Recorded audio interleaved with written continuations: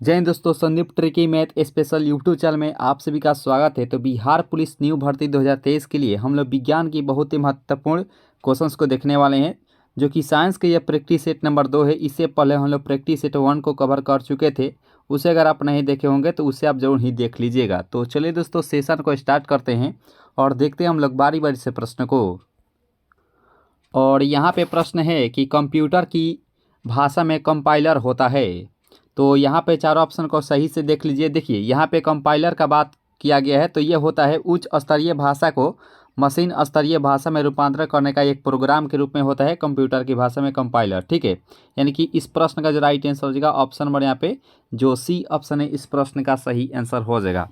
और यहाँ पे दूसरा नंबर प्रश्न है कि AWACS का पूर्ण रूप क्या होता है। काफ़ी महत्वपूर्ण ये सवाल है कि AWACS का पूर्ण रूप क्या होता है। तो इसका जो पूर्ण रूप होता है airborne warning and control system, यानी कि जो बी ऑप्शन है इस प्रश्न का सही आंसर हो जाएगा ऑप्शन नंबर बी, यानी कि airborne warning and control system ये होता है AWACS का फुल फॉर्म होता है। ठीक है, इस प्रश्न का राइट आंसर हो जाएगा ऑप्शन नंबर बी। और यहाँ पे थर्ड नंबर प्रश्न है कि निम्नलिखित में से कौन एक इनपुट डिवाइस नहीं है। यहाँ पे इनपुट डिवाइस के रूप में पूछा गया है कि कौन नहीं है।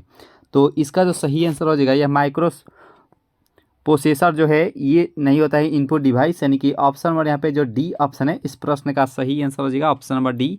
और यहाँ पे फोर्थ नंबर प्रश्न है कि पोर्टलैंड सीमेंट का मुख्य संगठक इनमें से कौन सा हो जाएगा। काफ़ी महत्वपूर्ण ये सवाल है कि पोर्टलैंड सीमेंट का मुख्य संगठक इनमें से कौन सा है। तो इसका जो सही आंसर हो जाएगा वह चूना, सिलिका, एल्यूमिना और मैग्नीशिया होता है, यानी कि जो सी ऑप्शन है इस प्रश्न का सही आंसर हो जाएगा ऑप्शन नंबर सी।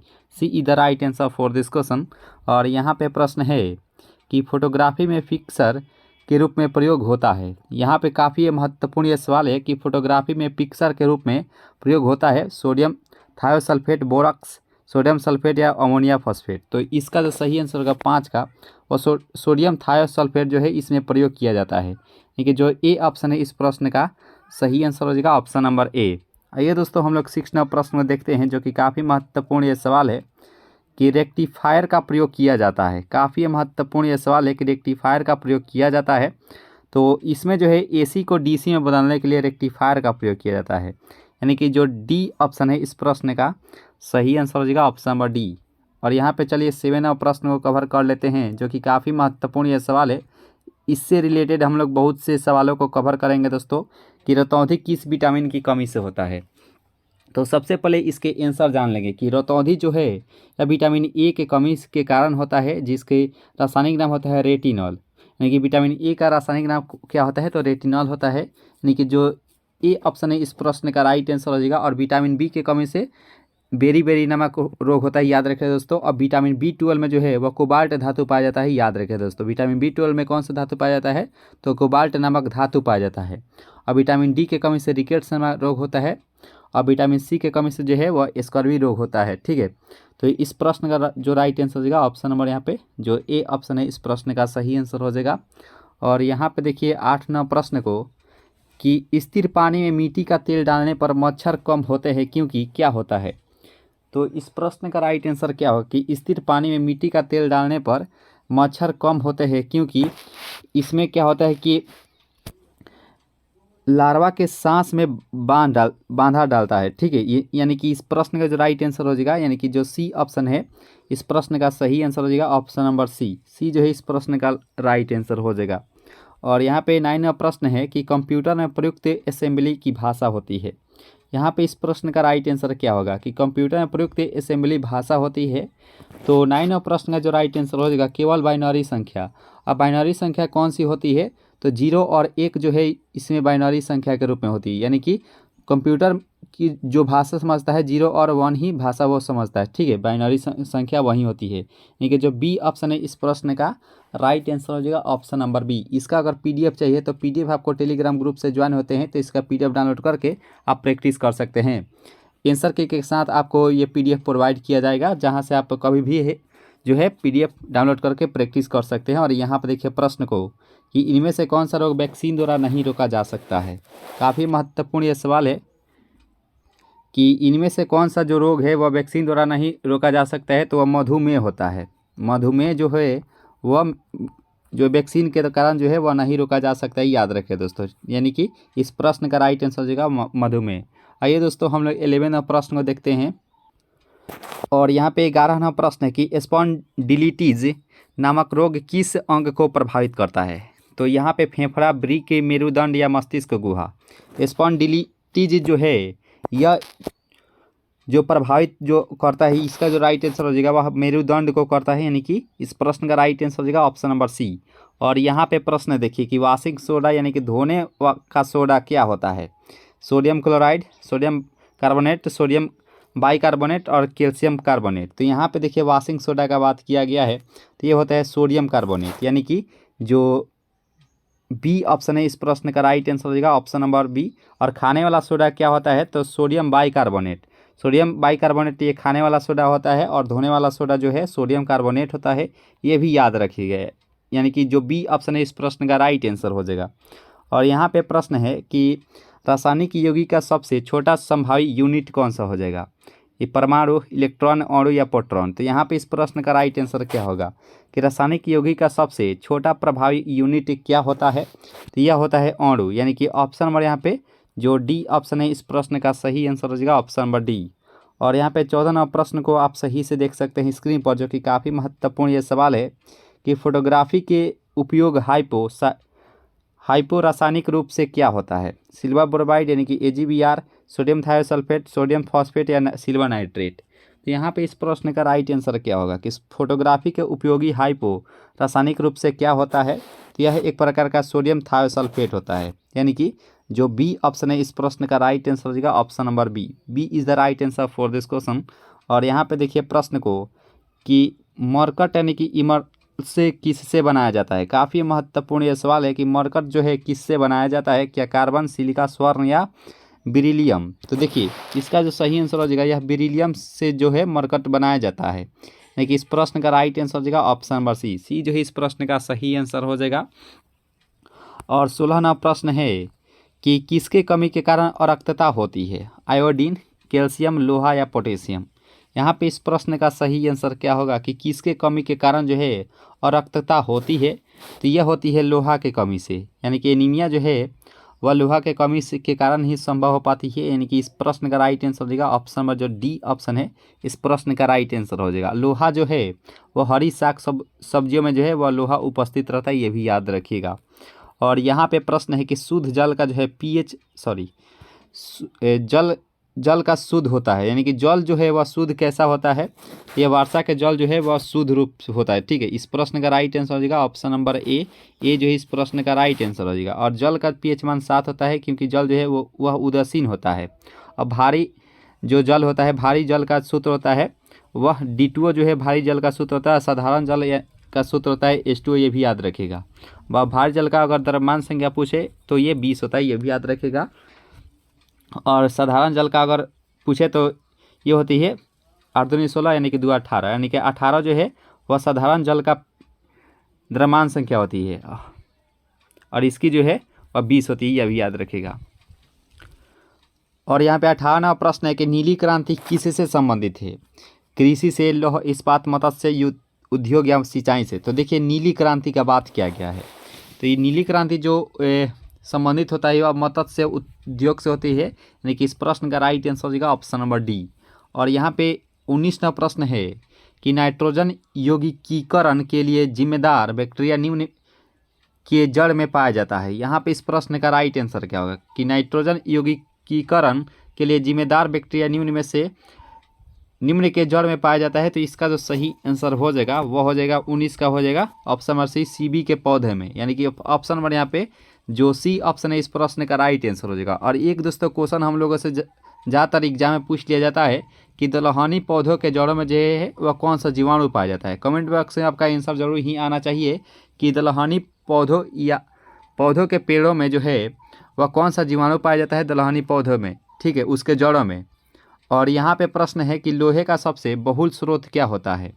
तो ये हम लोग आसानी वैसे मुँह ज़बानी ही कवर किए थे कि लोहे का सबसे बहुल स्रोत क्या होता है, तो हरी साग सब्जियाँ होती है, यानी कि जो बी ऑप्शन है इस प्रश्न का राइट आंसर हो जाएगा। तो उम्मीद करते हैं आप सभी राय जो भी हम बता दिए होंगे, जो कि दलहनी पौधों के जड़ों में जो है वह राइजोबियम नामक जीवाणु पाया जाता है, यह भी याद रखिएगा दोस्तों, ठीक है। और यहाँ पर देखिए प्रश्न को कि TEL पेट्रोल में क्यों मिलाया जाता है, यानी कि टेट्रा एथिल लीड जो है पेट्रोल में क्यों मिलाया जाता है, तो इसका जो सही आंसर होगा 21 का वह अस्फोटक रोधी दर बढ़ाने के लिए, यानी कि इस प्रश्न का राइट आंसर होगा ऑप्शन नंबर यहाँ पे जो डी ऑप्शन है इस प्रश्न का सही आंसर हो जाएगा। और यहाँ पे देखिए प्रश्न को कि मानव शरीर में सबसे प्रचुर तत्व इनमें से कौन सा हो जाएगा। देखिए मानव शरीर में सबसे प्रचुर तत्व इनमें से कौन सा हो जाएगा, तो इसका जो सही आंसर हो जाएगा दोस्तों तो वह होता है ऑक्सीजन। ऑक्सीजन यानी कि O2 होता है, ये भी याद रखिए दोस्तों। ऑक्सीजन जो है मानव शरीर में सबसे प्रचुर तत्व होता है, ठीक है। ऑक्सीजन जो है इस प्रश्न का राइट आंसर हो जाएगा। चलिए दोस्तों नेक्स्ट प्रश्न को कवर करते हैं। और यहाँ पर देखिए कि मानव रक्त का pH मान लगभग कितना होता है, तो मानव रक्त जो होता है वह लगभग जो है क्षारीय स्थिति दर्शाता है। तो क्षारीय में जो है वह 7.4 जो है वह रक्त का pH वैल्यू होता है। ये जो ऑप्शन नंबर जो बी ऑप्शन है इस प्रश्न का सही आंसर हो जाएगा ऑप्शन नंबर बी, यानी कि रक्त जो होता है वह तरल संयोजी ऊतक होता है, यह भी याद रखिएगा। तो जो बी ऑप्शन है इस प्रश्न का राइट आंसर हो जाएगा।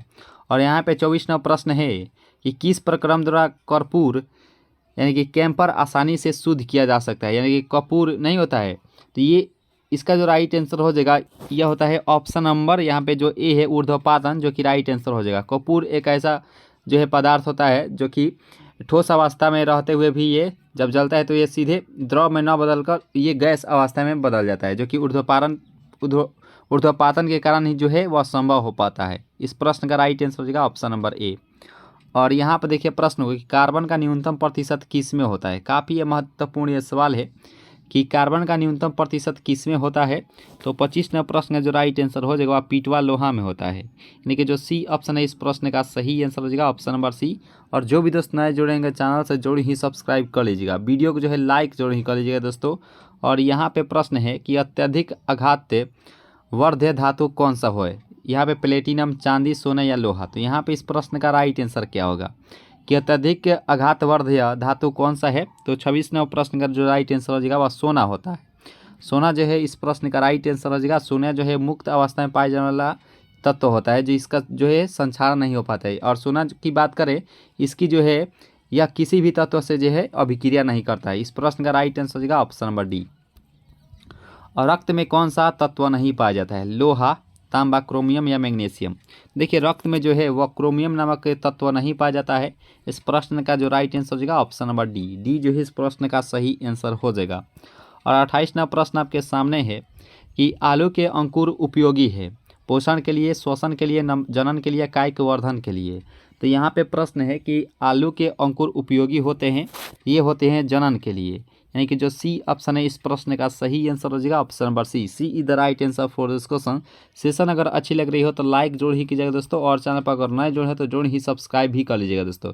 इसका अगर PDF चाहिए तो PDF आपको टेलीग्राम ग्रुप से ज्वाइन होते हैं तो PDF आप डाउनलोड करके आप कभी प्रैक्टिस कर सकते हैं। टेलीग्राम ग्रुप का जो लिंक है इसी वीडियो के नीचे डिस्क्रिप्शन बॉक्स में दिया गया है।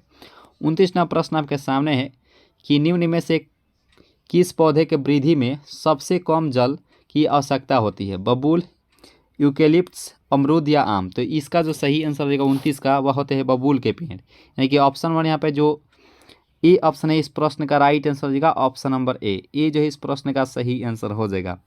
और यहाँ पे प्रश्न है कि विद्युत चुंबक के रूप में सामान्यतः किस धातु का उपयोग किया जाता है, नरम लोहा यानी कि सॉफ्ट आयरन, कोबाल्ट, निकेल या तांबा।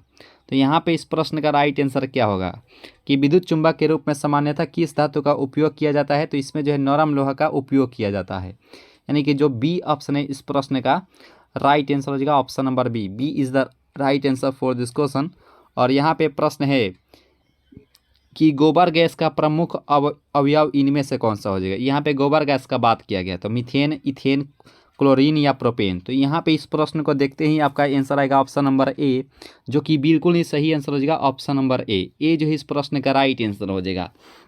और मीथेन की बात करें तो धान के खेत जो होती है, धान के खेत से कौन सी गैस निकलती है, तो मीथेन नामक गैस ही निकलती है।